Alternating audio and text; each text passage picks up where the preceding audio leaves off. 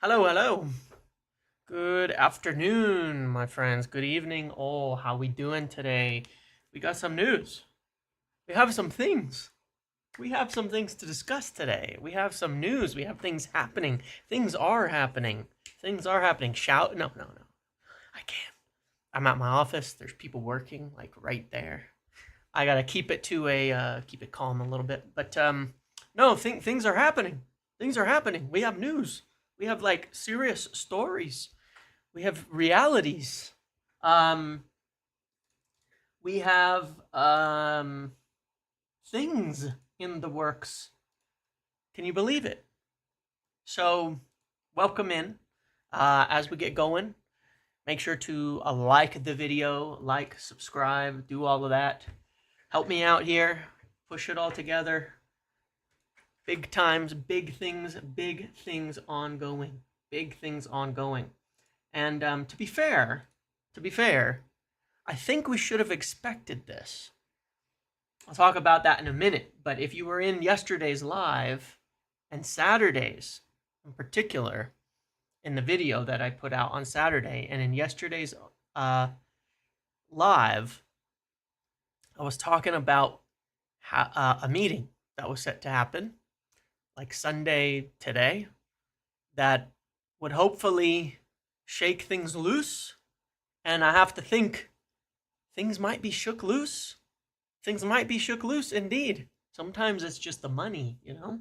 Sometimes it's just you need a little bit of a push on the budget. Sometimes you need a little bit of something there. And I think we may have got that. I think we may have got that. That's something. So a few things to talk about as we get in here. Obviously, the Mbeumo bid. I'll talk about that. What I can confirm, what I can't confirm. Talk about the meeting. I'm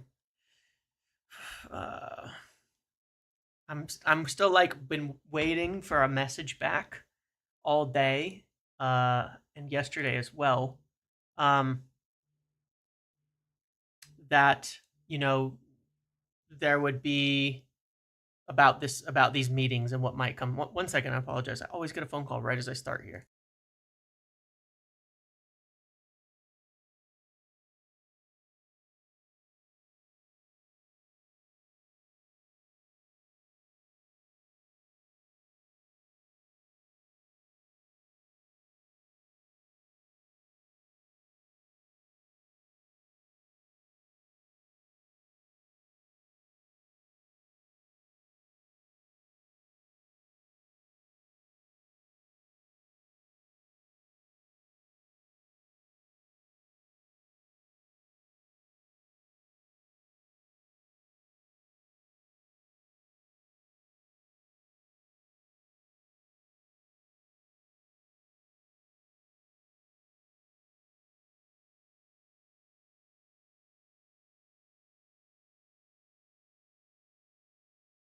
Apologies. But yes. All right. Sorry.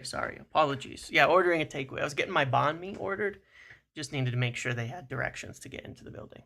Um, no. But no. Look. Thanks for calling. Hi, Mom. Thanks for calling. Exactly. Another grenadier out front. Yeah. Exactly. That's exactly it. No, but we've got to discuss Mbeumo. I'll tell you what I know and what I can confirm and what I can't as of yet. The Nkunku Nkunku Garnacho thing. I do have a little bit of information on that, at least from my perspective of United's stance on that situation, and then obviously we'll talk a little bit about Johnny Evans and where all that goes. And then there's Casemiro. There's some reports from Casemiro. And apparently one of the Casemiro reports is actually fairly reliable, or from somebody who's quite decent. Calm down. Oh shit, I have the thingy on. Okay. Is there any truth in the Richard Rios links? Sorry, guys. Let me know if it bothers you. I don't think we'll be getting a ton. I don't think we'll get a ton of those, but I'll turn it off if it gets too crazy. Um, I have not heard anything on Richard Rios myself. Okay, um, I'm gonna turn it off so people don't get baited into thinking it's on. It's off now. All right, it's off now. Um, Basically, I have not heard anything on Richard Rios though. My understanding of the situation has always been that um, how would I put it? That it's just been kind of a name that somebody watched at one point, and then there was nothing really else. That was it. And I don't know. So yeah. All right. So let's get into it. Um, what did I want to start? 1 second, guys.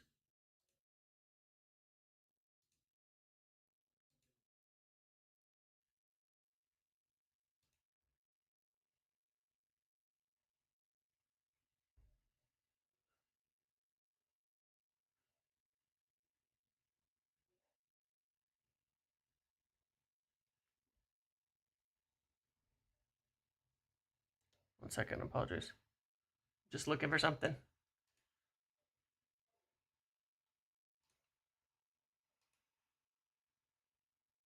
All right.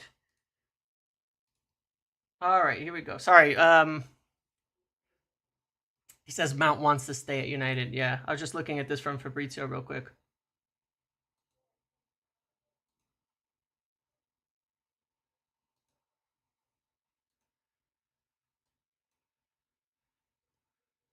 All right, let's get going. All right, let's talk about Mbeumo first. Let's talk about the Mbeumo situation first. In terms of Mbeumo himself, and the deal here, as we know, United have always been his priority. He wants United. United have been unconcerned about reports about other clubs and things like that. Their situation has been, we're not worried about it. We're not bothered by it. None of that. They're not seemingly they're not seemingly bothered in any sense by any of those things. So that's cool. On terms of the bid today, United will not confirm the bid, but my understanding of it is that it's looking good. That's how I have it, and it's looking good. That they're feeling much more confident. They're feeling pretty confident on it, and that's not like official club stance or anything. That's what I've heard on my side, is that they are feeling pretty confident on it. I do believe that the bid is real. I do believe the bid is real. It has not been shot down. I do believe the bid is real. My understanding has always been that they were ready to do the Cunha money type of offer, 62, 63 million, but it was about the structure. And that's been where they've been setting things up and discussing it for a few weeks now.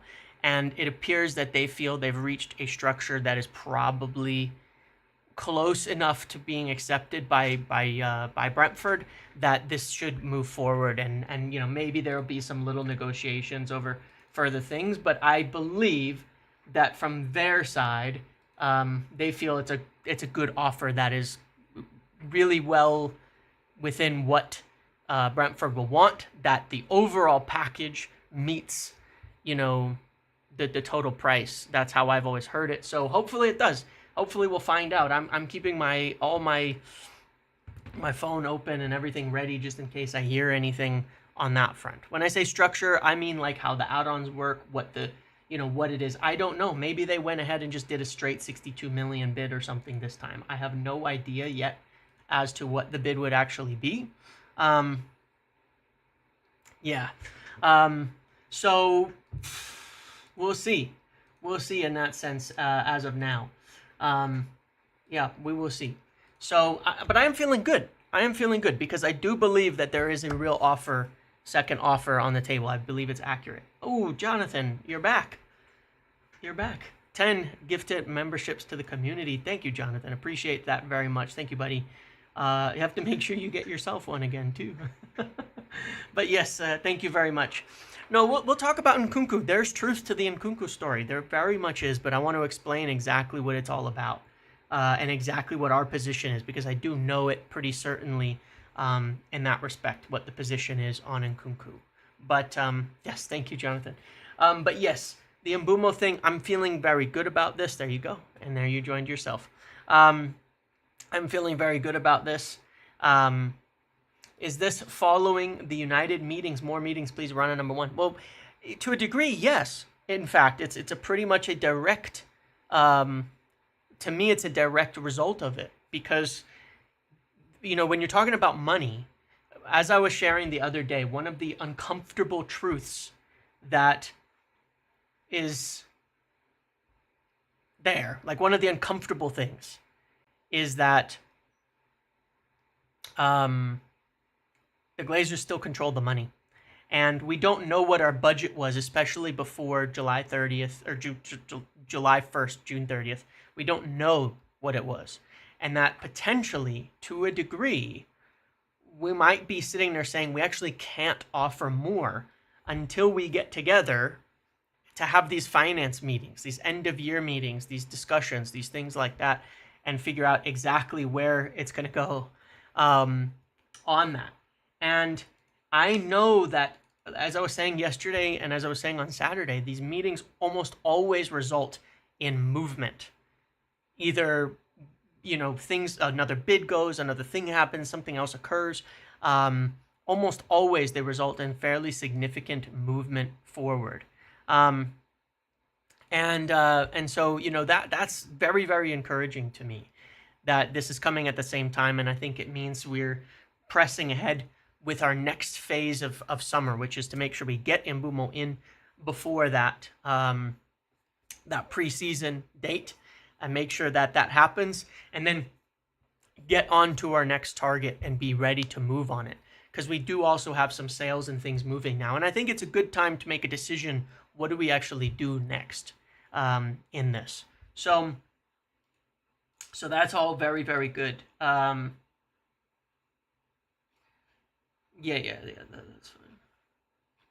I understand. Yeah, Mason Mount intends to stay at United. Now, look, you'll notice, by the way, that Fabrizio did not say there haven't been talk or inquiries or things like that. But for some reason, despite United being apparently the most toxic atmosphere on earth, everybody just wants to freaking stay. Everybody wants to stay. I don't know, man. Just everybody wants to stay at United. It's like, of course they want to stay. Big wages, big all of that, but he wants to stay, That doesn't mean everybody wants him to stay, but he wants to stay. So, that is what it is. I mean, it's the wages, it's everything, right? Again, like I was saying yesterday, it's something that has to be considered if there's interest in him, but, obviously United can't force him to leave either, and he wants to stay, then so be it. And especially since it'll probably be a loan. It is likely that Mason Mount would stay, of course, unfortunately. But there are inquiries, and there is consideration about that. He didn't say he's not for sale. He said he wants to stay. That's the difference. I told you that, and I'm certain of that information, so that's fine. But yeah, the likelihood is he will stay. So Mbeumo is looking good. I'm hoping here, while we're still live, between now and in the next hour and a bit, me or somebody will get some confirmation on this second bid as to what the next thing is. Are we getting to like the fine details with them, or are we? Is it accepted, or have they rejected it? And if they were to straight up reject it, which I don't think, because there's been so much direct contact, I don't feel like it'll be a rejection. United weren't going to make another offer without a feeling of like confidence. Damn, my camera's doing that annoying thing again, where it changes color on me. So hopefully we hear. I've got every ear open, and I'm looking for something. I'm looking for that confirmation. So we'll come back to Mbeumo if more reports come out or if we hear anything like that. In the meantime, let me ask you guys a question. Let's say that we bid let's say we bid about 62 million. Let's say we bid like, I don't know. I'm just gonna make a guess here. 63 million, like over 50 million up front, 3 million total. If they reject it,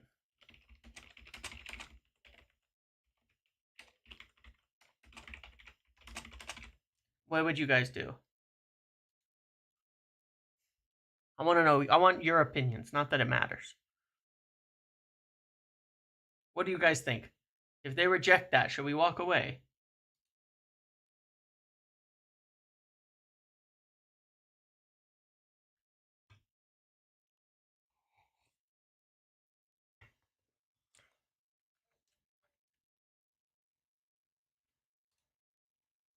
Walk away? Ooh, interesting. But walk away to who? It's like really 50-50 on this. Interesting. You would walk unless there's some wiggle room in the structure. It's like very, very 50-50. Make him skip training and do an interview with Fabrizio. You mean the Anthony? All right, okay. Do an Anthony on it. All right, interesting. Interesting take. I hear that. I hear that.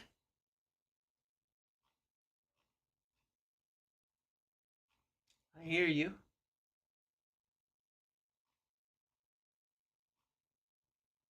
Okay. Keep plugging. Ooh. It's like this is pretty dang close.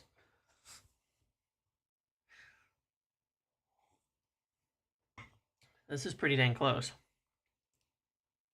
There's nobody else that comes close. Well, that's the problem, isn't it? Who else can we get? Even our striker targets, we're not like sure of getting any of them, are we?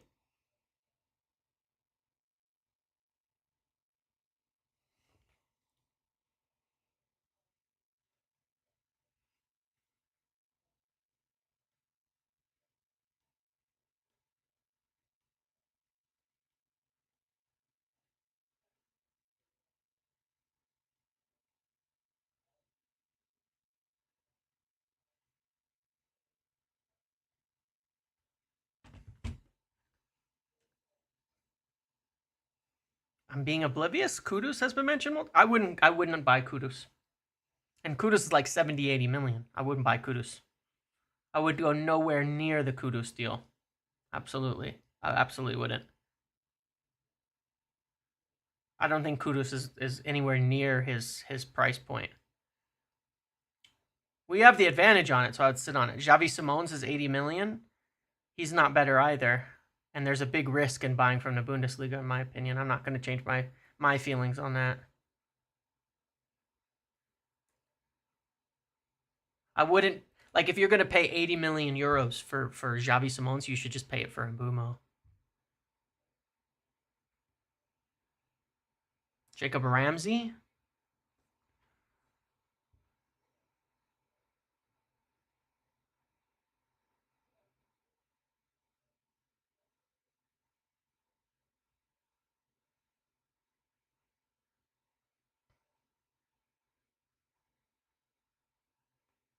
Mm-hmm.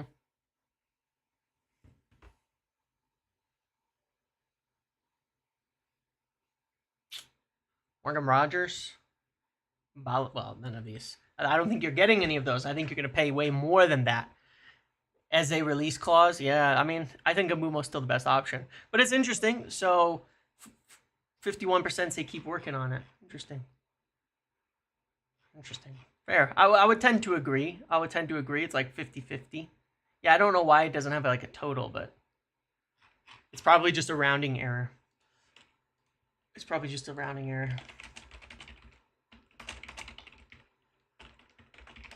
Put this up.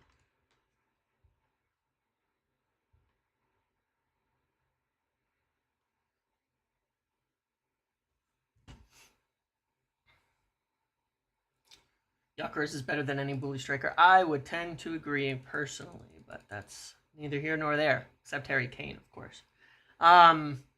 So let's see. Mbeumo, we'll come back to that hopefully before the end of the video. Let's talk about Casemiro. There's a couple of reports there's a couple of reports about Casemiro to Al Nassr to rejoin with Cristiano Ronaldo. Um, Interesting. Um, that one is interesting. Now, the first report that came, there was one this morning that some people, there's almost always, all right, we got confirmation from Simon Stone as well that there is an improved bid for Mbeumo. Yeah, and so yeah, it is true. Let's see if he said anything further about it. Sources have suggested Brentford would want the same fee as Wolves.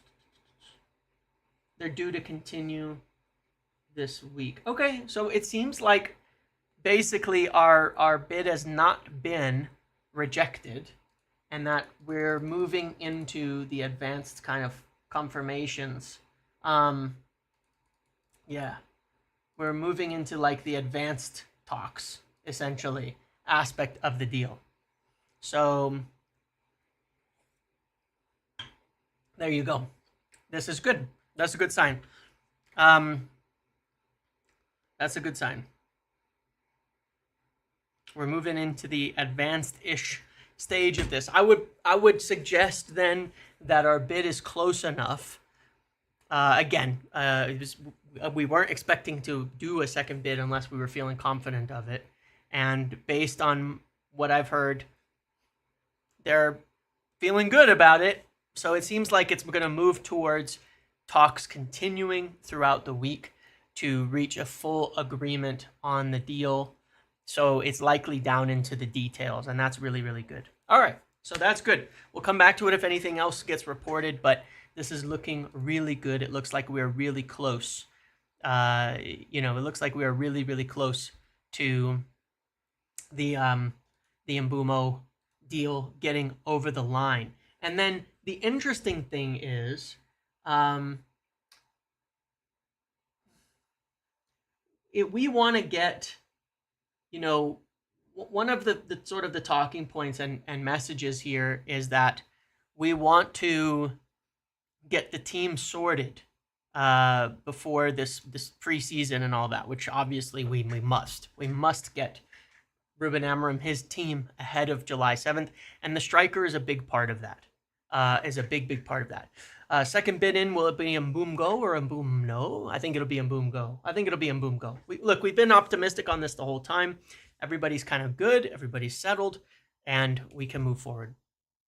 And everybody feels good about this deal. So I do think we're going to get it done now. I think that it's very likely we've put together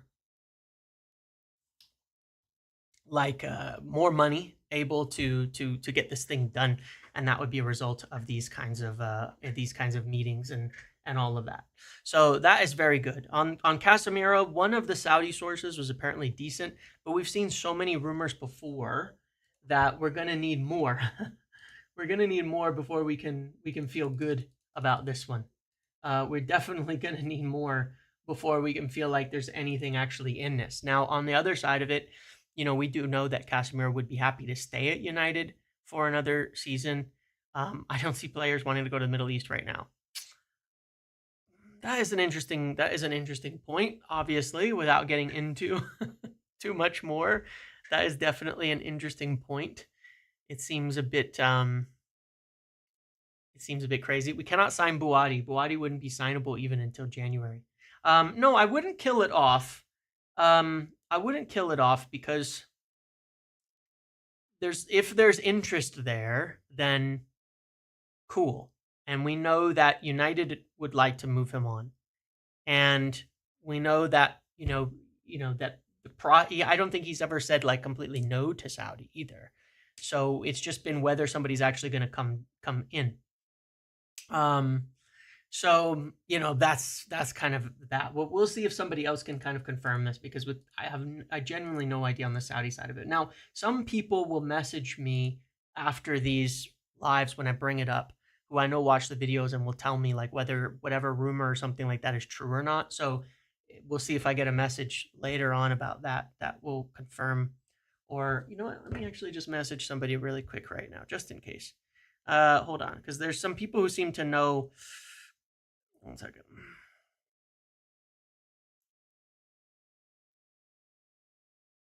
There's some people who seem to be well versed in this on the Saudi stuff, and I don't know if that's just they know the right people to listen to or if they have information. So I'm just gonna send that message over real quick. More achievable add-ons maybe for Mbeumo. Well, that would have been the difference. Either we offered because we were already willing to do a bigger package. So it's whether and like again the overall fee, as I understood it, was as of Saturday, like 2.5 weeks ago, was closer, but it was the structure of it. So I imagine either the add-ons are much easier or a lot more guaranteed in there. So I guess we'll find out soon on that. Did you get confirmation about the ownership meeting? There was a meeting, so I'm still waiting to find out if there's anything to be gleaned from the outcome of it or not. So yeah, let's look at that. So that's Casemiro. We'll find out. I'll see if I hear anything back to, or if anything else comes out to confirm whether that's true or not. And then in addition, what was the next thing? Let's talk about Nkunku and Garnacho. As it was reported by Matt Law there, Garnacho is the essentially probably third choice winger for Chelsea. They're in discussions over Gittins. They're in discussions over Fofana as well. And then Garnacho seems to be the third winger on that list. Now, according to Matt Law there, they could even buy two with Mudryk facing a ban as well and Sancho leaving and things like that. And I think there's other players they want to shift. I mean, it's Chelsea, so they'll probably just keep buying players endlessly. The Nkunku Garnacho thing is really, really interesting because it was a topic back in December, but this is my understanding of United's stance on it. Okay, no. You have to understand what he said. What he said is they won't do a swap deal. We won't do a swap deal. There's zero chance of a swap deal. It's not going to be a swap deal. You're not swapping two players. Not going to happen. That's what he was saying is that potentially there's no swap deal, but it could be a sell and a sell. But here's United's stance on it per my information, same as it was in December. United do not want to buy Nkunku. They are open to a loan with an option for Nkunku. They were open to that before. They are open to that concept, and they have checked on it on a couple of occasions there. But primarily, the only way that would happen is if Chelsea were to buy Garnacho, and that it would essentially help to sweeten the deal a little bit, make things a little bit better on both sides. They did not want to buy Nkunku. And they won't be. I would be more than shocked if they actually bought Nkunku. The intention was loan or nothing for Nkunku. That's what it was before. That's what it should still be now.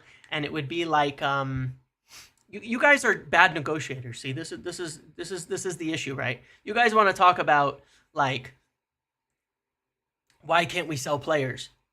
Have you seen like the shady shit that PSG, City, and Liverpool and these guys do? They'll sell some guy off and they'll buy some other little player.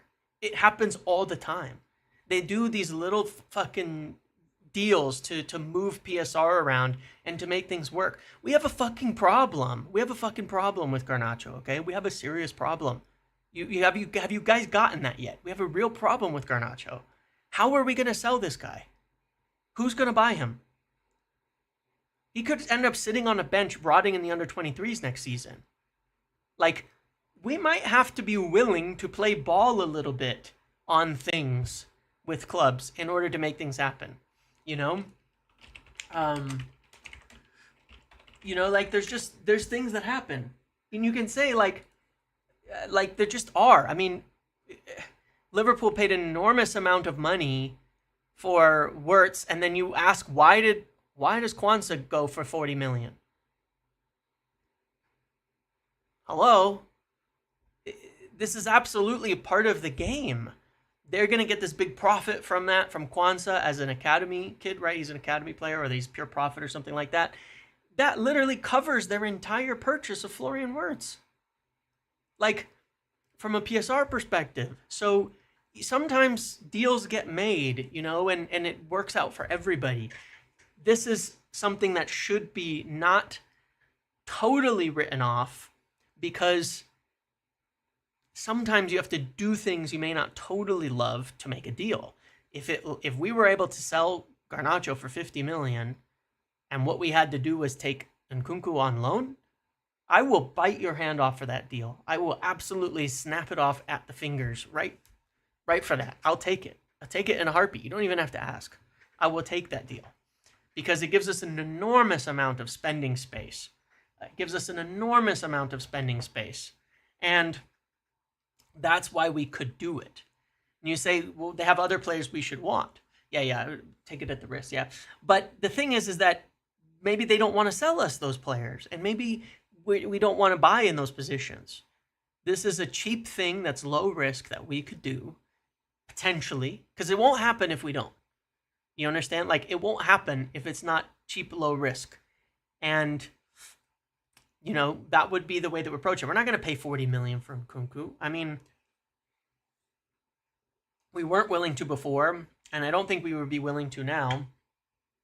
Last year, all these guys did it before June 30th. They did all these little swaps around to fix all their PSR positions. Look, that was the position before.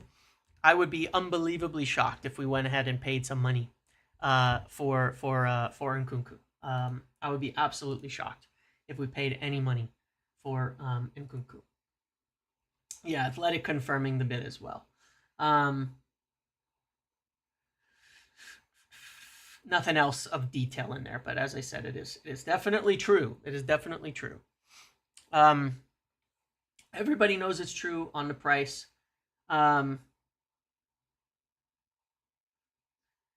So yeah, the people someone I asked about the Al Nassr and Casemiro says he doesn't think anybody knows what Al Nassr are doing at the moment. So probably not reliable as of yet in terms of Casemiro.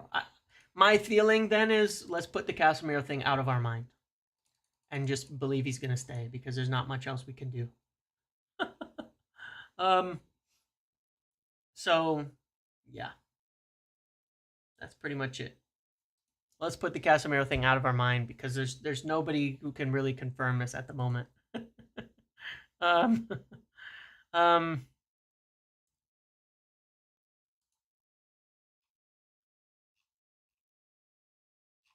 But yeah, sounds good. We're just going to put that out of our mind. So on the Nkunku thing, again, the position being we very much only want to make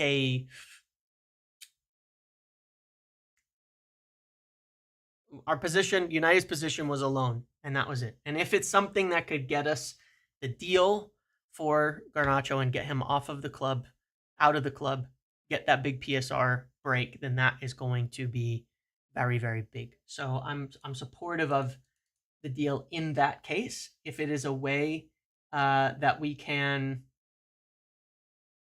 actually get somewhere, then that would be very, very good. If it's a way that we can get that PSR, that would be very, very good. Yeah, it's more than 60 million. Like I said 2 weeks ago, we were talking about a package worth Cunha money. It's been that way for 2 weeks. It's just the structure. That is the thing. We were talking Cunha money 2 weeks ago. It's just the structure. And so it seems like perhaps we've made, with this bid, obviously the idea is hopefully it has a better structure than what we had before. Obviously we'll have a better structure than what we had before. And that's what we've been solving. So we must believe that there's a structure here that is going to work.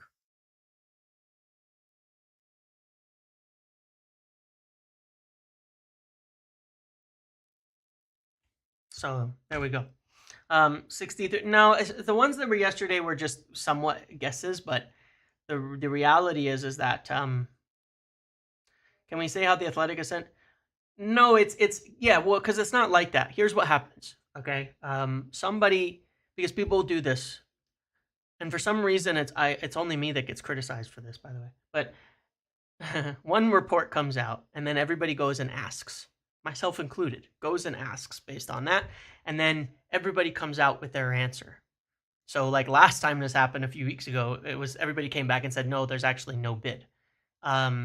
This time, everybody comes back and gets, well, actually, there is a bid, probably. And again, the answer I got was basically,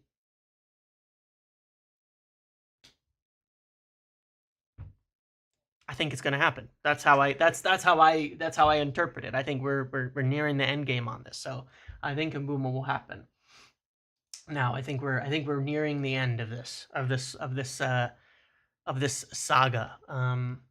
But let's see. That's at least from what I can gather.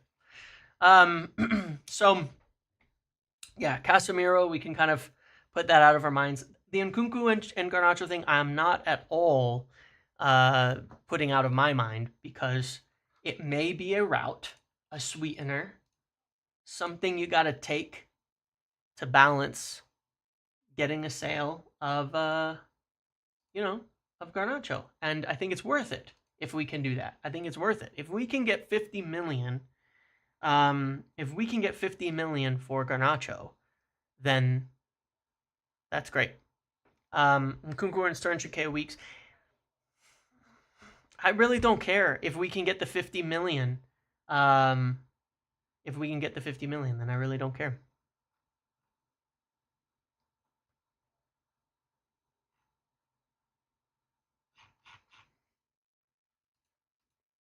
Yeah. If we can get the 50 million, then I really don't care.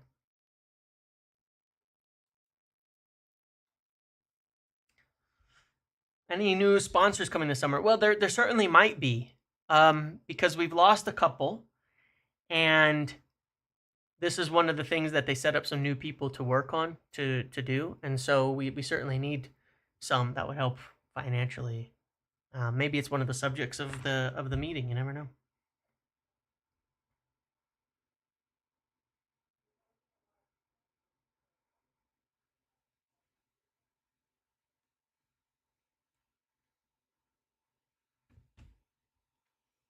Chelsea won't give us 50 million. Who else? Who else are we going to sell him to? I mean, that's the fact of it. Who else are we going to sell him to? That's what I want to know. Who else are we going to sell Garnacho to? This is the problem that we have.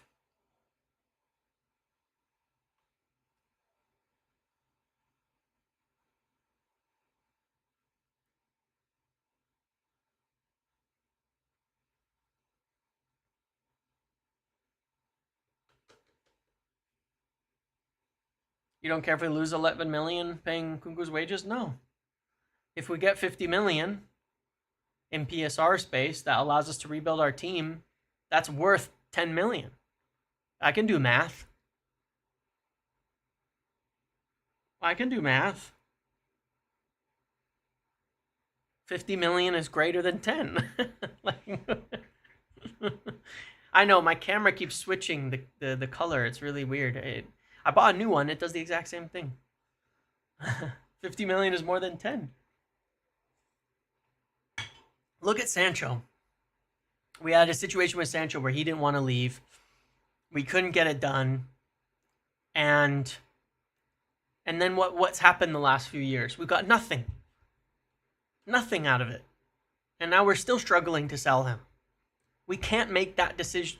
We can't do that again. We can't make those types of mistakes again. Whatever it takes, absolutely whatever it takes to get Garnacho sold is worth it. Paying 10 million for wages for another player who's done nothing wrong to us, by the way, in Nkunku, who Christopher Vivell, by the way, has been a part of 2 clubs that have him, so knows him very well. Paying 10 million wages for 1 year in order to get 50 million in profit, good with me, because what the hell else?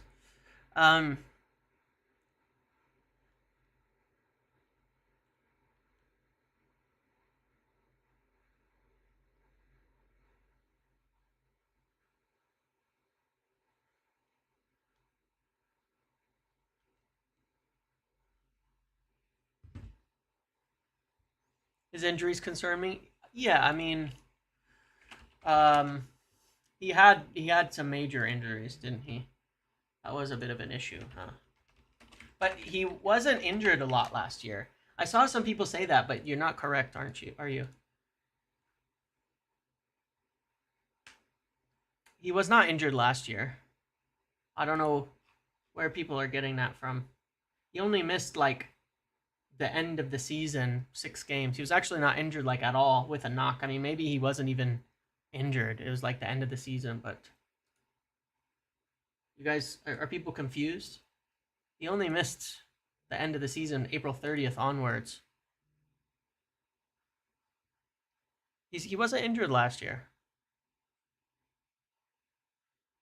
He was very injured the season before that because he had this serious knee injury that kept him out basically the whole year. Which don't get me wrong, that's why I don't want him. But he didn't have any injuries last year. He hardly played. I know, I agree with you. So don't get me wrong. Got great green bars though. Don't get me wrong. I understand. He only played 900 minutes.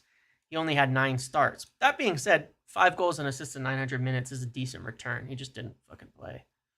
Um, look, I'm not excited about the transfer. I'm not going to say that I'm excited about it. I'm not going to say that it's one I want to do or anything like that. I'm not. I'm talking about negotiations. I'm talking about how you actually like make deals. Um, the green bars is a joke. Don't worry about it. I'm talking about how you make deals, and sometimes you make a deal. Sometimes you just figure out how to make deals. He's the French Mason Mount. Well, to be fair, not really. Here, this is a hell of a lot more. This is a hell of a lot more than Mason Mount made it into the team. I mean, he was in the squad every single match day, so I don't know who's saying he's not in the squad. He was not in. He was out of the squad after the 20th, and apparently it was due to an injury or was due to being frozen out or something like that. But you know what's kind of wild? Can I just tell you something kind of wild? Okay, stats wise, this is Cope. Are you ready for the Cope? He started 1, 2, 3, 4, 5, 6, 7, 8, 9, 10, 11, 12 games. He started 12 games. In the 12 times he started, he got 6 goals, 2 assists. That's not that bad. Now, 3 of those were against Barrow, but still. That's a goal every two starts. That's not terrible. Could be worse. Listen, I know. No, anyway, I'm not excited about the deal. I'm just saying we could, sometimes you do things to make a deal. I don't want Nkunku. I didn't want Nkunku ages ago when we were linked to him at when he was at Leipzig. I thought I do not want United to buy him. When I looked into him, I really didn't want us to buy him. There was a lot of hype, but I did not. I really, really had hoped we wouldn't buy him at that time, and I think that's panned out. Yeah, guys. By the way, we're at 29,985 subscribers, so really close to 30,000. And so if anybody is here who isn't subscribed, you could do 30 while we're live. That would be pretty cool. It's only 15. Just click the subscribe button. You probably mostly subscribe because there's a lot less than 30,000 people in here. But yeah, only 15 to go. Only 15 to go to 30K. That would be great. Appreciate that very much. Oh, 14. Thank you. But yeah, look, I'm just talking about making a deal. Fabrizio said Nkunku didn't want a loan in January. I know, and that's the issue. That's an issue as well. So look, we'll see what happens with that. I don't think it's going to happen. I'm just making conversation about it. There's other players I would like at Chelsea that if we were going to try to do something, that's who I would go for. You know, that's who I would go for. Just subbed. Thank you. You unsubscribed and subscribed again. Ugo Chukwu, Santos. There's other people that I would be interested in, certainly. But But yeah, there's others that I would like over there for sure. Hell, I would take Madueke, but I not really anymore. There's no real need for him at this point in time. Any truth about a swap for Douglas Luiz? Yes, and I think that this is one we spoke about yesterday that I wanted to talk some more about because Sancho, obviously he's in talks with Fenerbahce. I wouldn't want Lavia after those injuries, unfortunately. Fenerbahce, Juventus, Napoli. That deal for Douglas Luiz continues to stick out in my mind because I feel like I would not take João Felix. No, I wouldn't. João Felix is something else. Um, yeah, it's just that Douglas Luiz one sticks out to me because I feel like it could be a decent move that like I don't know, for some reason I feel like it would work. I don't know why, but I feel like it would work and I feel like he would work in this team. There's just something about it that I don't know. I liked him at Aston Villa. He's got experience, and it might get Sancho out the door. Okay, look, guys, I'm gonna put this up and hope that it doesn't do anything. Look, 3 away, 3 away. Hit subscribe if you're there. We'll watch it. It's gonna take ages. It's gonna take ages. Oh, wait, there we go. One. I didn't actually realize until someone noted it that we were really close to 30,000. Watkins after Mbeumo. That's the interesting thing, right? Watch it go down. I know. Someone's gonna fuck with me. I swear to God. I'm just gonna get a bunch of unsubscribes now all of a sudden. You're making 3 new accounts. Oh, look at that. One away. After the Mbeumo deal, who's going to be the 30,000th subscriber? It won't show me, but oh, look, see, which one of you? Look at that! You are terrible people, terrible people, absolutely terrible people. You knew that was coming. And so did I. That's why I put it up there. Too funny. I literally knew that was coming. Brian Gomez, thank you. Welcome to the Pro Muppet. I knew that was coming too, 100%, that people would do that. I 100% knew it. It would get to $29.99 and then people would unsub. And it's the same reason why we have to keep TTS off because look at what you people do. It's so cruel. People on the internet are so mean. All right. You don't get to see it then. You don't get to see it. It's too mean. But no, it's too mean. Now you don't get to see it. We might be back, but now you don't get to see it. Too mean. No, now you don't. So anyway, regardless, after Mbeumo, what are we gonna do? Well, we're gonna move on to strikers. There's no doubt about that. We're gonna move on to strikers, and that's where we're going. We're moving on to strikers. That's what we want. That's what Ruben Amorim would like to get in before training starts. That's what he wants. That's what he wants to do. That's where he wants to get before. There it is. There you go. We made it. I'm not letting it drop. I'm not letting you guys watch it drop back down as some people unsubscribe. But yes, a striker. Obviously, we want a striker still. Now I'm curious to see if we can, if we add some new names. But thank you guys for that 30,000. Appreciate that. Thank you very much. I'm gonna just tweet that really quick here. Give me 2 seconds.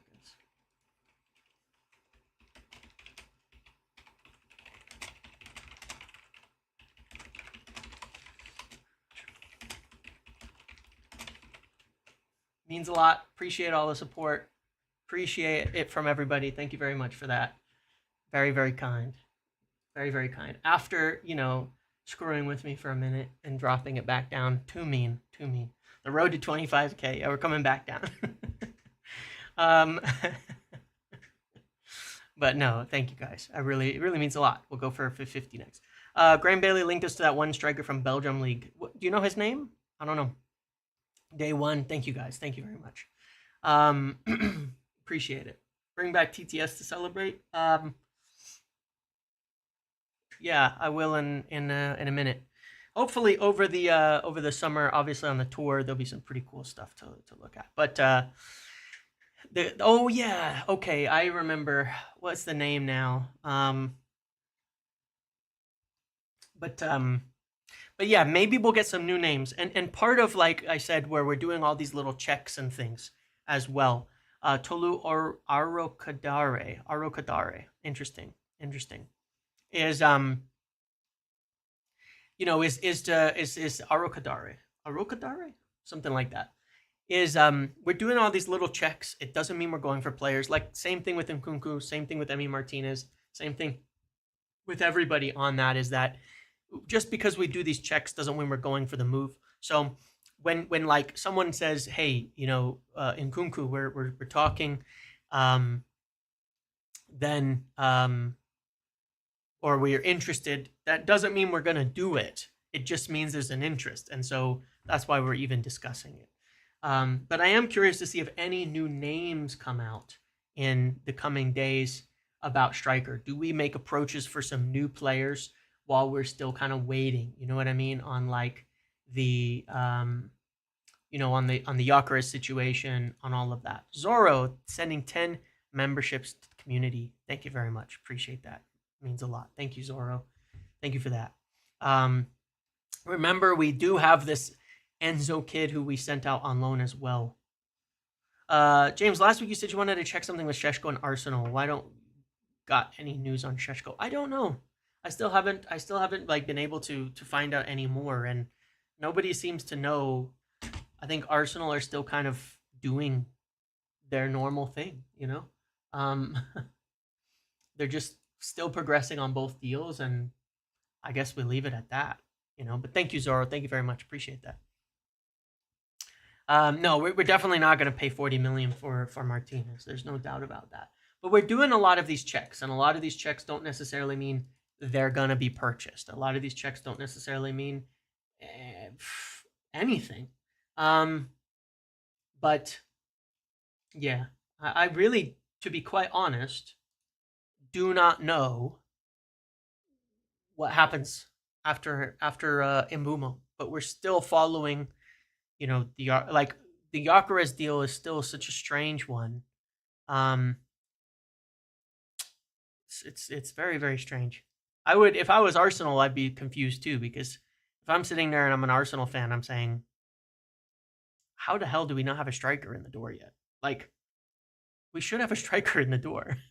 We should have a striker coming in. But yeah. So just a quick little recap on a few things we talked about. We're not ending, but just a quick little recap. Number one, the Mbeumo deal, as we know, the bid is true. Confident from the answers I've gotten back on all sides.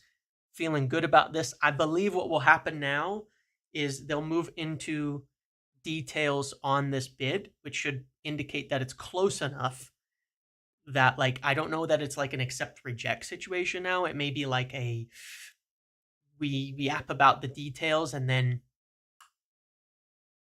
get it to a full done, and then it's like a done deal, and maybe there's technically a third bid. I don't know how that works in terms of the detail, but it seems like that's where we're heading, where now they're going to have to talk a little bit more the next few days and try to wrap this up this week so that there's time to get it registered. There's time to get it in. Brentford might want it before July 1st so they can count it on this year from a sale. Maybe that helps them. I don't know.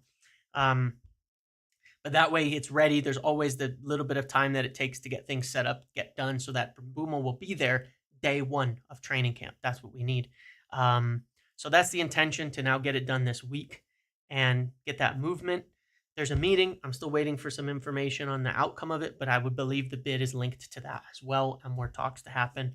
The Casemiro stuff right now, we can feel not so much. I wouldn't be leaning towards believing the reports on Casemiro as of yet, based on the first answers I got. Mason Mount, as I said, there have been inquiries. I'm sure of that, but as Fabrizio reports, which presumably is from Mason Mount's side of things, he wants to stay and will turn down those inquiries. So be it. We'll have to accept that he's likely to stay. The Nkunku Garnacho situation, I think, is one to keep an eye on in case it's a deal. We have to sweeten the pot. You know what I mean? To try to get a deal done because there are serious concerns. It's not just me. I'm saying this because of what I hear. There are serious concerns as to whether or not we would have whether or not we can sell Garnacho, where anybody's going to come in for him to offer the kind of money. Villa still one to keep an eye on that, in my opinion. Well, not in my opinion, but Villa are still one to keep an eye on, per my understanding. And then Chelsea obviously seems like he's lower down the list for them, but maybe they'd be willing to do something if it helped them move Nkunku on a loan plus option or something like that, which would be more of what we would be looking for if we were to consider a deal. Would he want that? I don't know. Maybe not. But certainly the prices they were talking about purchasing him for in January was like 50, 60 million. We're not even going to go fucking close to that. So it's like a non-factor unless they would very likely accept a loan. So we don't have to worry too much there. I do think it would be worthwhile to consider if it helped us to move Garnacho, but that's one to follow up. And then there's Johnny Evans' new role, and this is from The Athletic. Let me pull it up so we can take a look at this article because I don't think we've discussed this yet.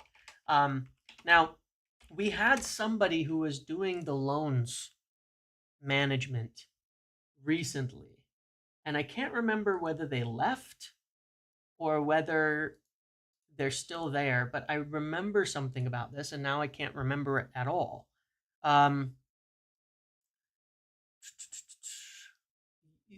Johnny Evans, I understand what he's doing. He's doing a role that would look after loans. So essentially, the goal here, yeah, somebody who left in November. Jesus, they left it. That's what I thought. We had somebody for this job before, but essentially, look after loans of emerging talents, right? So I suggest go subscribe and read the whole article and all of that. But essentially, the idea here is when we're getting players, look for good loans, look for people who are involved in those things, look for people who are, out on loan. How are they doing? How's it going? What's working? What's not? Where are things going? And then just kind of check on that. Darren Fletcher, I don't remember what his exact job is these days. He was, I thought, more involved in the transition from the youth to the first team. But did that change? I can't remember. I can't keep track of all the restructurings that's gone on, to be quite honest.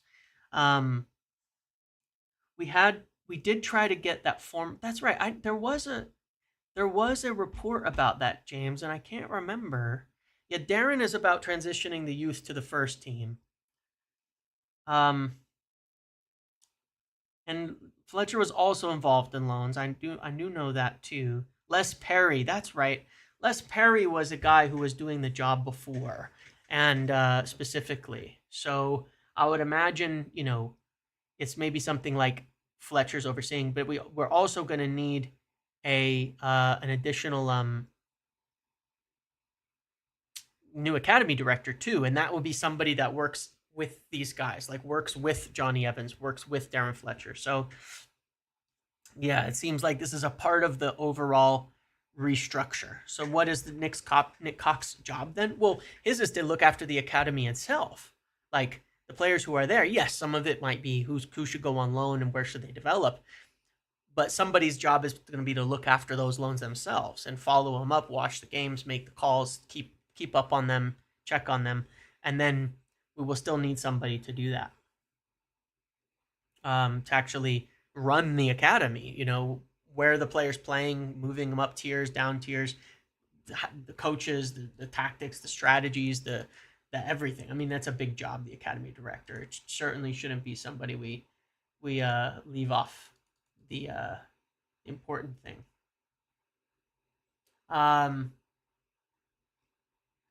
So yeah, this is good. This is good news today. Someone says that Lenny Yoro and Mbeumo started following each other recently, and Lenny followed his or liked his thing. That's good.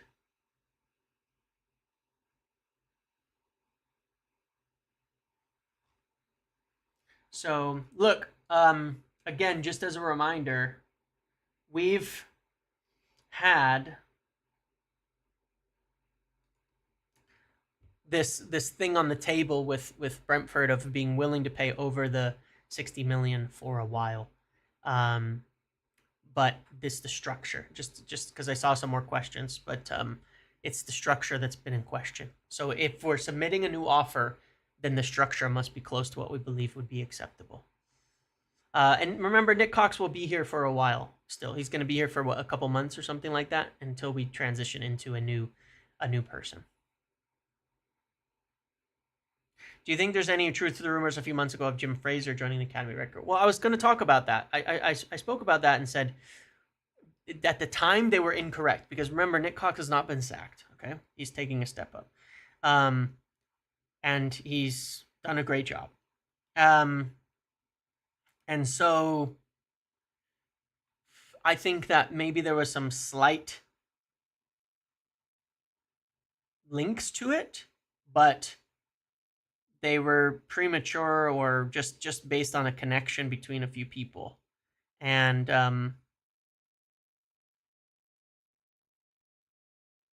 now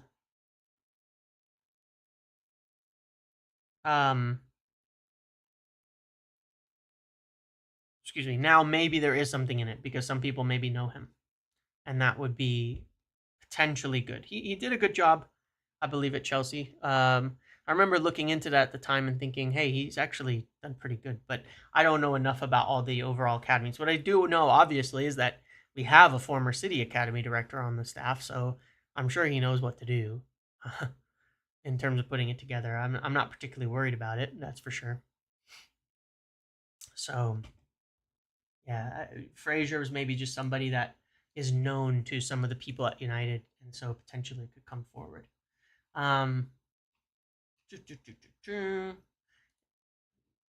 Not that it was in doubt, but Simon Stone also confirming that Johnny Evans would stay in the staff role.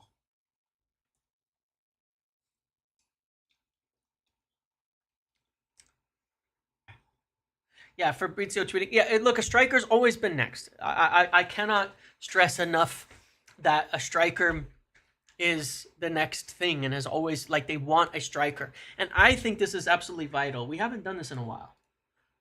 But let's pull this up really quick. We haven't actually, like, because it's been so slow, we haven't actually looked at our lineup in a little while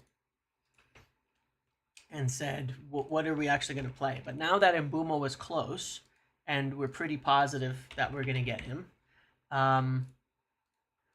the point being this, right? We need to be able to play in preseason the way that we want to play in the rest of the season. You know what I mean? And I'm positive that a striker is close. Or not a striker's close, but a striker is next. That's all I've heard all the time. I understand that there's been the suggestions of, like, well, maybe we go without a striker and all of that. But you just can't even, like, there's obviously a way we want to play. Let's even for a second take the rumor, or not the rumor, but sort of the yap about God, my camera, that's so annoying, about Rasmus Højlund staying. Well, if Rasmus Højlund were to stay, the only reason you would keep him is because, in theory, Rasmus Højlund plays the way you would, or he didn't last season, but in theory, Rasmus Højlund's strengths, when you scouted him, what you know about him, all of that, fit a Ruben Amorim striker, in theory. I don't know what the hell went on last season. Last season, the nonsense of Højlund was that he just didn't do the things he did, and he picked up these horrible habits. Okay, no. Just hear me out. Just hear me out for a second, because I'm going to explain. I'm not. Just hold on a second. I'm not saying that. What I'm saying is, you don't know where I'm going with this. Maybe I should do it quicker, but I can't. My brain doesn't work that way.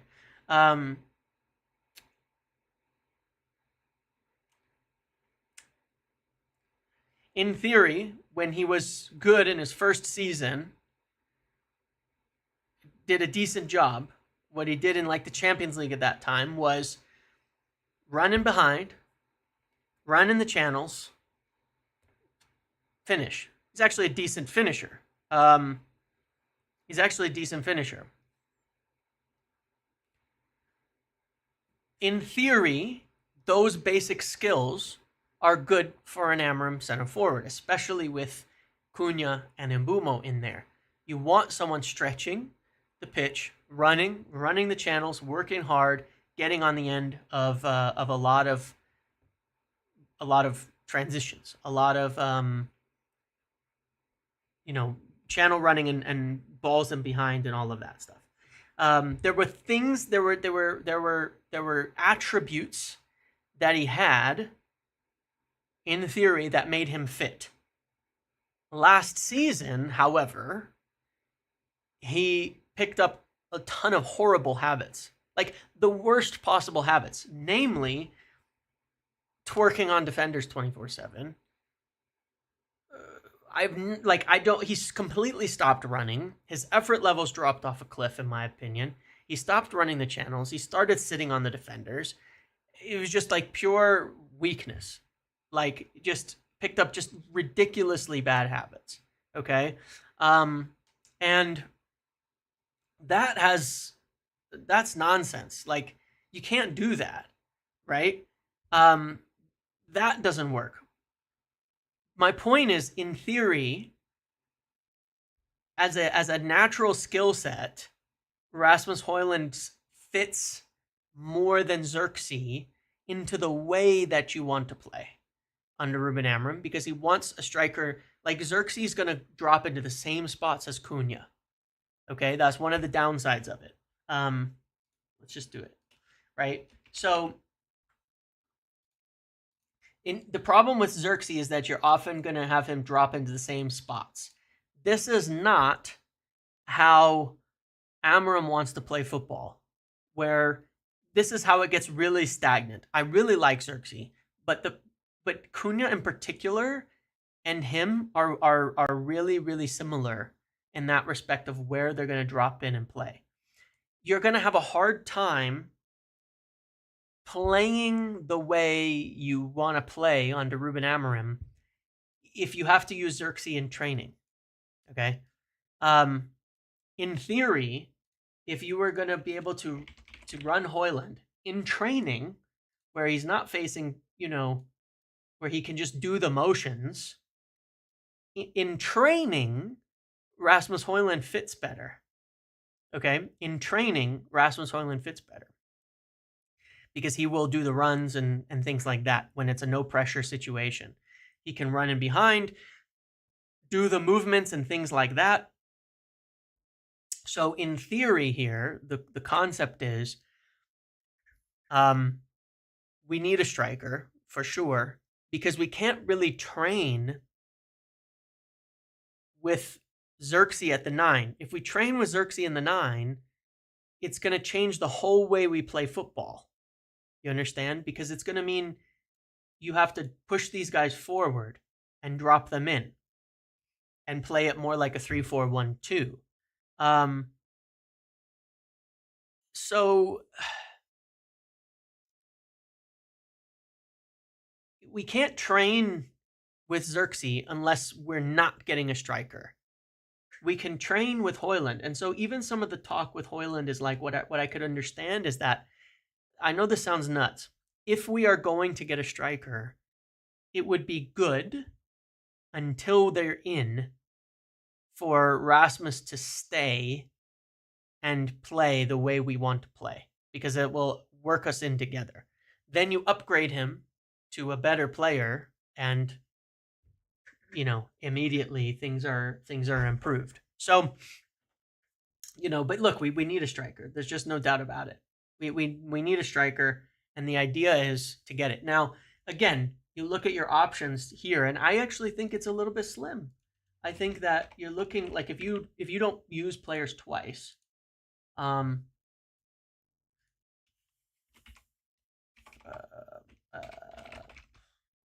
don't want to use players twice. Let's do this. If you don't pick 2 players per position, this is your whole team, right? So I think Xerxes is more of that left 10. So we kind of really do need We do need a striker. And look, the striker is a priority. It's obviously a big priority. We're gonna go for a striker. We're gonna try to sign a striker next. Um, I really wish, or hopefully I will find out soon about the outcome here and anything I can about the meeting and stuff like that. Because one of the things like I'm hoping is that we've made the decision to push ahead quickly now on the next thing, because I would really like to get, I'd really like to get someone in here. It's going to be hard to train the way we want to play unless we get a striker in the door.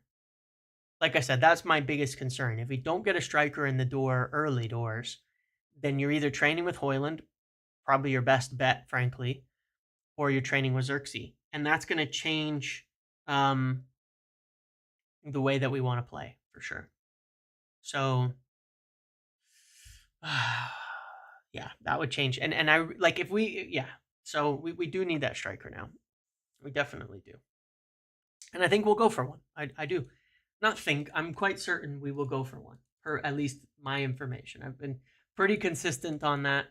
But are we going to have to get creative? Are there other names that we potentially could be going for in these positions? That is the big question. Because we've not heard beyond like Ekatike. Again, Rasmus at 2021 versus Jokkers at 2021. Rasmus far superior. Yes, but I think that's a lesson. The lesson is don't put young players to lead the line at a big club because they fail. If Rasmus, Jokkers had the opportunity, we just talked about this, Phil and I on the podcast earlier. Jokkers had the ability to be bad and develop because he was at a nobody club. At the 9, you can't do that at Manchester United. So the lesson is Højlund can't be our starting striker or we're screwed. Any concept that he could polish, any concept that he could develop into the better player, any concept that he could become the star that they hoped he was, it will not happen unless he is the backup. Then there's a chance. Then there is a chance for him to develop. Then there is a chance for him to become the player. Moise Kean, same exact problem. It's pointless. Kolo Muani is an interesting one because United have looked at him a few times. They were even interested briefly in January. And I do wonder if they'll look back for that. But yeah, we will see. We will see there. I still think Rasmus is probably to go. I still think Rasmus is probably likely to go, but a striker is definitely coming in. But yeah, look, I don't know who will come in at this point in striker. I don't think anybody does. We're waiting on things, and I'm hoping soon that I'll have a little more of an update on that. But my info was pretty much all in on Jokkers to a degree, right? Like not all in like he was our only choice, but all in like I still think that that's our most likely signing for striker right now, because I don't know this for sure. Obviously, I still think that Arsenal will go for Šeško, and that we will end up going for Jokkers in the end. That's been my kind of feeling and idea all along. That's been kind of my information all along, is that he's the main one on that. But it's complicated now, obviously. It is very complicated on that. But yeah, I don't know personally of an option that is more feasible even now today. I'm still keeping an eye on that Ramos one. That's what I've been told, is not to rule that out, but that's probably for later. That's more like an emergency.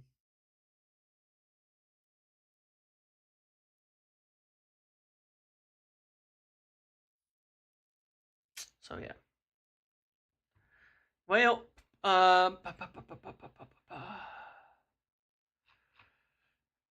I pet that dog? I don't think we're going to go for Osimhen. But no, and the reason I brought up Ollie Watkins is not because of like any recent things on it. I've brought up Ollie Watkins myself because um,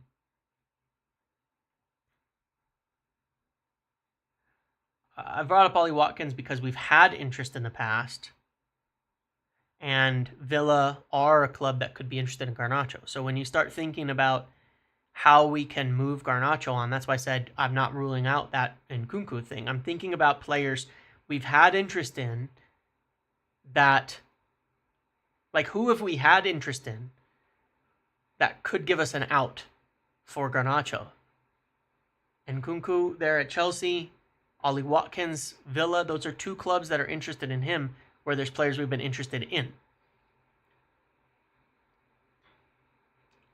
So obviously it depends on the fee, and then there's a talk of Watkins like maybe not being happy at Villa and all of that. So yeah, I don't know, man.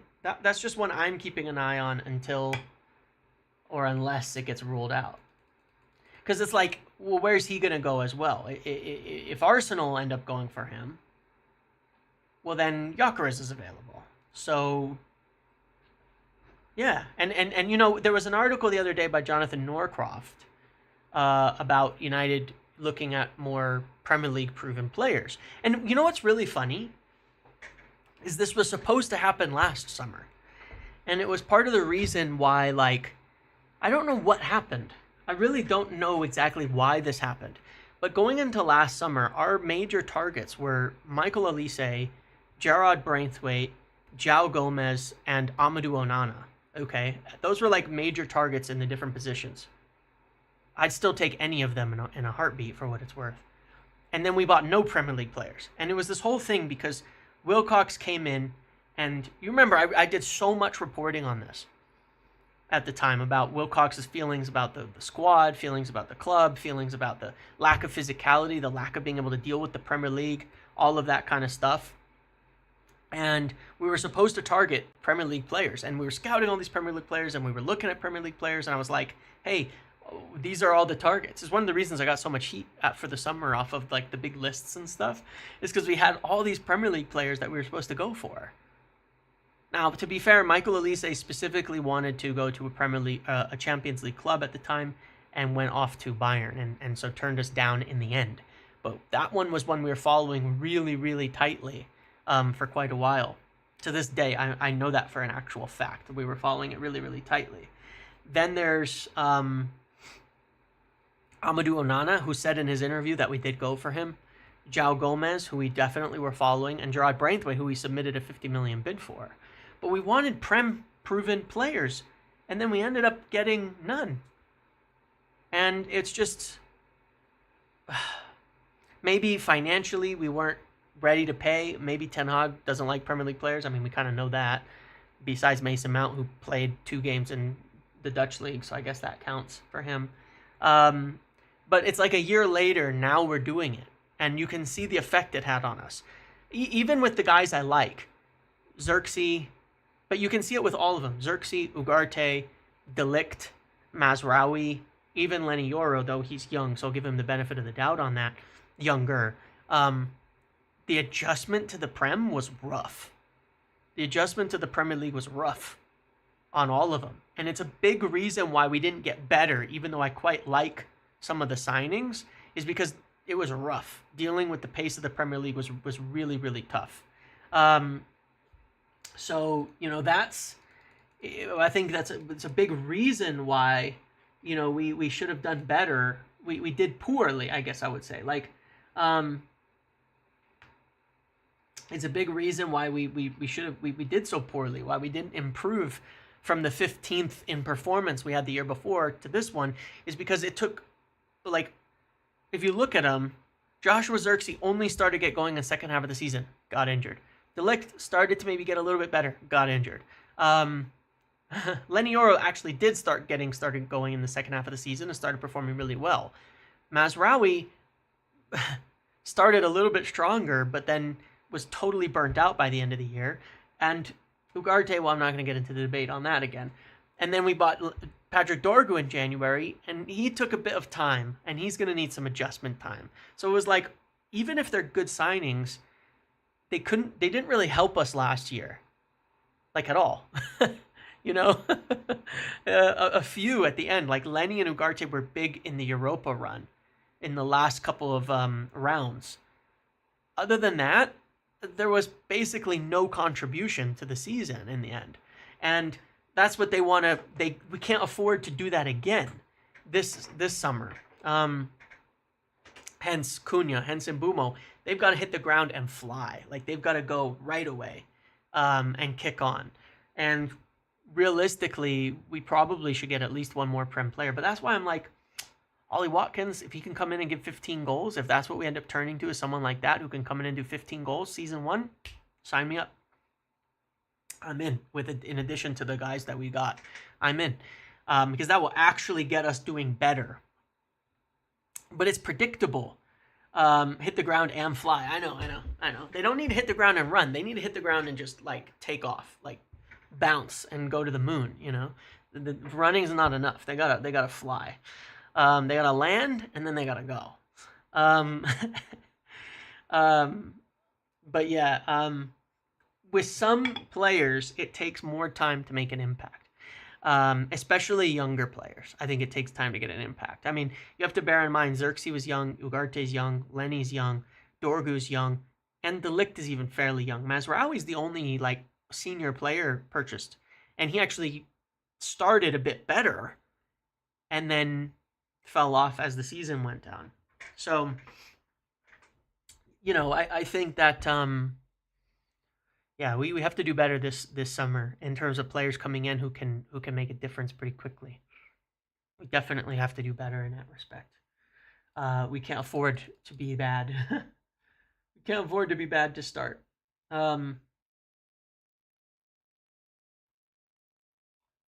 So yeah, uh big stuff.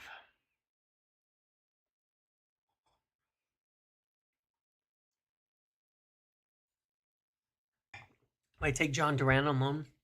Yes, but not if his attitude is what people have described it as.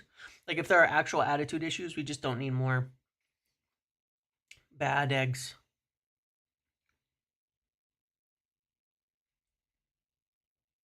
It is crazy, RSV. Like Gravenberg, Kudus, both went on to be fairly successful, and for some reason, those were the ones we didn't buy. Duran is young, yeah. It is the mushroom coffee. Yeah, it is mushroom coffee. Gotta tell you, it works for me. I like it a lot, actually. Somehow. And Timber. Oh my god, man. But he got injured pretty bad right off the bat, but still. Good players that somehow we didn't get. When is this oh, here we go.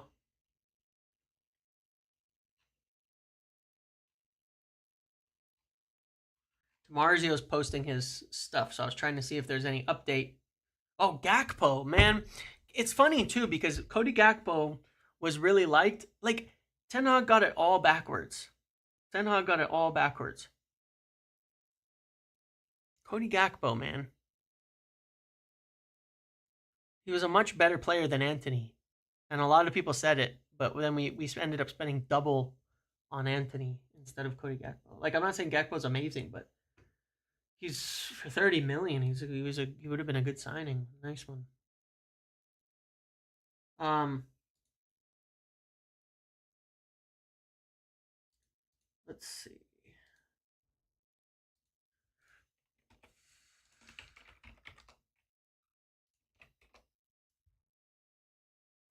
Hold on a second.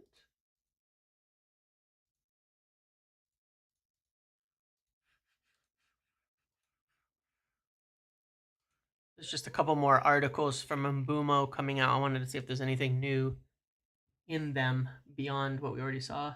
Manchester United have returned with a renewed offer, fee in excess with a higher proportion due up front and closer to Brentford's valuation around 65 million.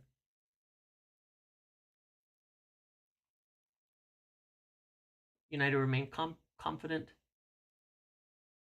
Nkunku links too.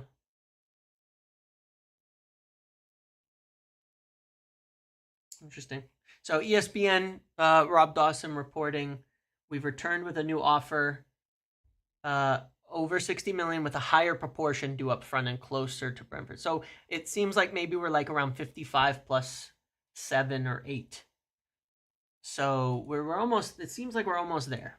So that's what I was hearing. The overall fee over 60, but more upfront or a difference in the structure. So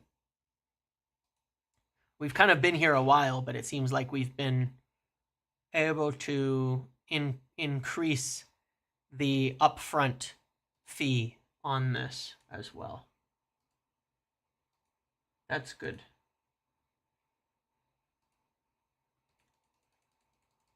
So yeah, we should be getting there. Hold on, I'm trying to look for something.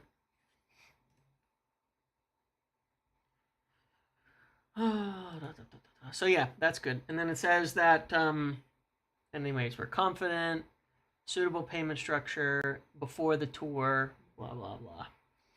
United have been offered the chance to reignite their interest in Christopher Nkunku. So it seems like Nkunku, maybe from this perspective, it's saying we've kind of had a chat with Nkunku's agent, which is pretty much what you can expect.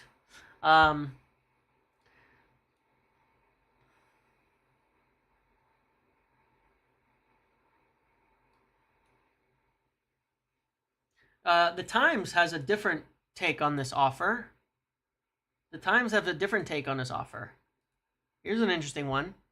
Ooh, Moretto posted on Douglas Luiz. Let's take a look. I can never find this guy's profile. Why can I never find this guy's profile?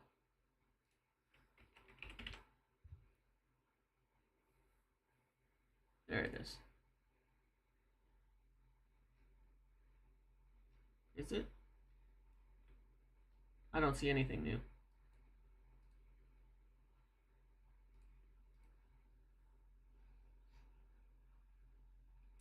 The Times have a different take on this transfer, which is interesting. Let me read this to you. It says United have offered £60 million for Bryan Mbeumo.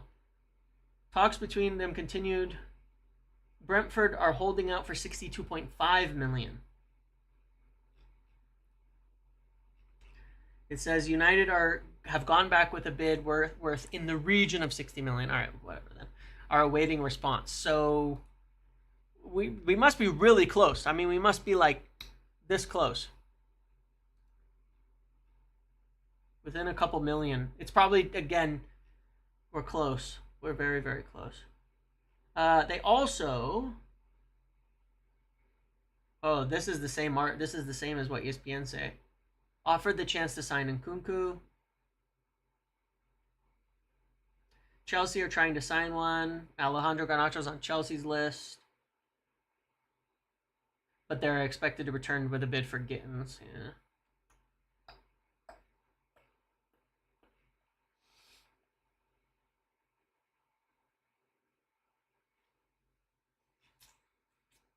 So yeah. All right, we're close, guys. I mean, we're really close. Yes, I saw Moretto reposted. Douglas Luiz is highly likely to leave this summer. Let's keep an eye on that one. United have been interested.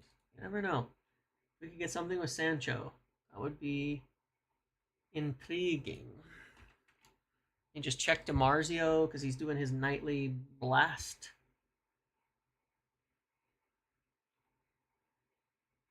Oof. Juventus first offer presented for Conceição. Would that one rule out Sancho? If Juve went for Conceição, would that rule out Sancho? I don't know Juve's situation.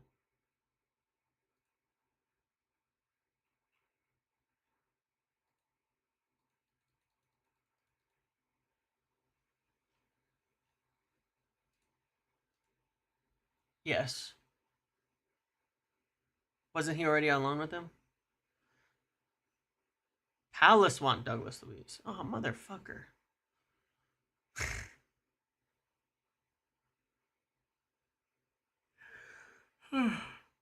They're not playing the same winger? Oh, okay. So it doesn't bother them. Okay. He was already there. Okay. That's good. Cool. All right. Um, I'm just trying to see if DeMarzio is going to post anything about Sancho and Napoli and all that. But yeah, it looks like Mbeumo, we are nearing the end, my friends. We are finally nearing it. I think this gets wrapped this week. It seems like we are close enough, and I'll try to find out. Obviously, things don't happen quick for me. I don't get stuff on bids and shit like that so quickly, like ever. Like I've said before, usually I'm trying to fill the gaps in between and give you the kind of general guide on it. But like I've said for like 2 weeks, we've been over 60 million on fee, but it's been about structure, and we wouldn't bid again until we felt we were close on that structure. It seems like we're doing so. I doubt I will be first on hearing the specifics of it beyond that, but I do believe that we're right near the end now, and it's probably going to be more like, you know, I think the overall bid will probably be 5 to 8 million more than the original bid total, but then the base is going to come from 45 up to more like 55, something like that. Sancho's wage demands are too high. We'll spend next season sat at home by the looks of it. Sancho's a silly boy. Well, hopefully that's not what happens, but I agree with you. That would be concerning.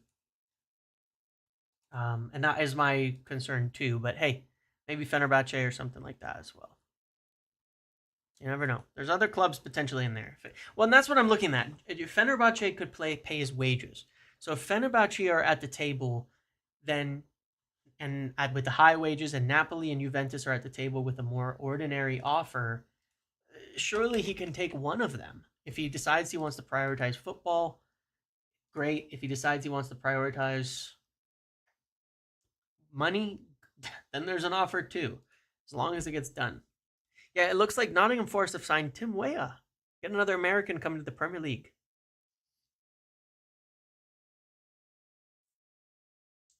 What's happening with James Trafford? I don't know. Actually, I actually have no idea because it's been really quiet on his move to Newcastle, which was supposedly going to happen.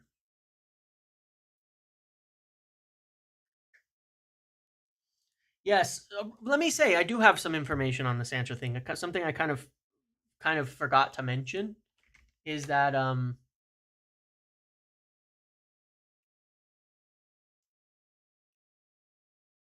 something I kind of forgot to mention um in today's video anyway, which is that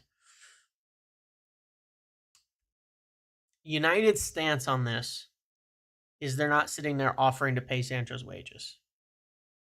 The stance, is my understanding, is their position on this is it's up to you, man. You figure it out.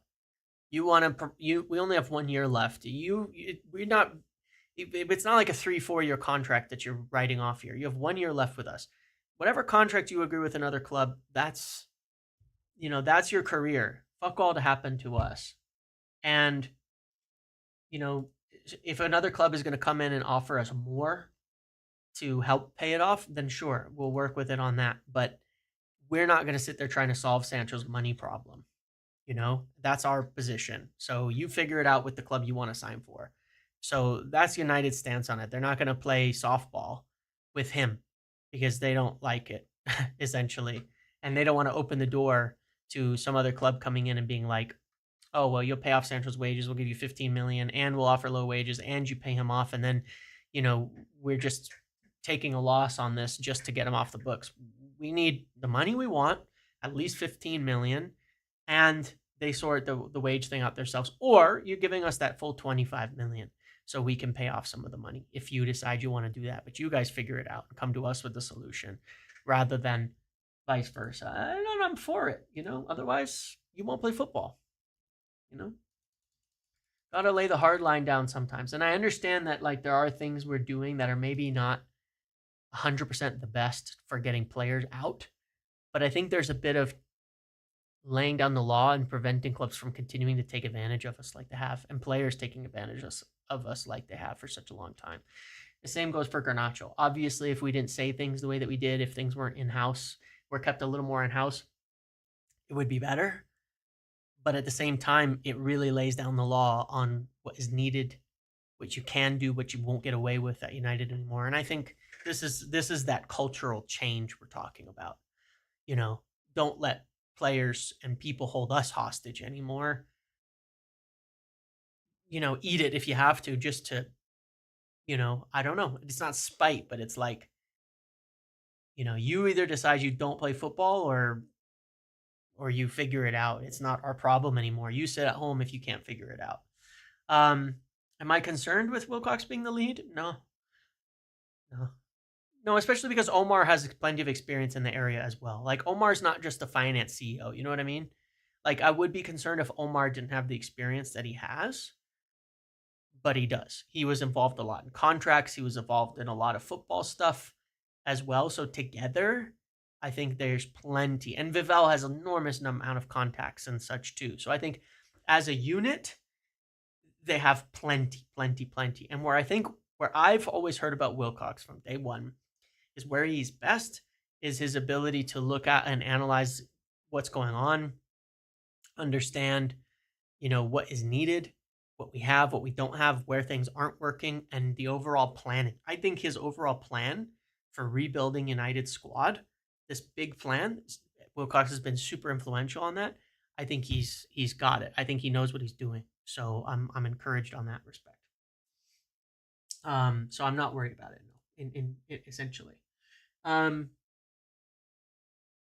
So Fabrizio tweeting on Mbeumo here, nothing new, just that we've put this bid in, and the proposal was sent over the weekend, excess of 60 million. Discussions continue. So yeah, like I said, where we're going from here is we're in talks with Brentford. It doesn't sound like a rejection accepted type of situation. It's now we're gonna just hammer out the details and try and get this done. That's a good sign. When you have a bid go in and it's not being rejected, that's a good sign. It's more of let's continue, let's hammer out the details, and let's get this done. The last one, remember, it was instantly reported, rejected, far off what Brentford would want, right? That's not the case. So I think we're almost there. And let's leave it with that, and I'll be back tomorrow. And hopefully I'll have some messages, I'll have some info, and we can talk about a bit more. Okay? Thank you guys so much for today. Thank you for the 30,000 subscribers. Thank you for everybody hanging out. I appreciate you all so much. And I appreciate everything. Good news. Things are moving. Things are shook loose. We've gone into the meeting, taken apart the couch. We found all the loose change, and now it looks like we're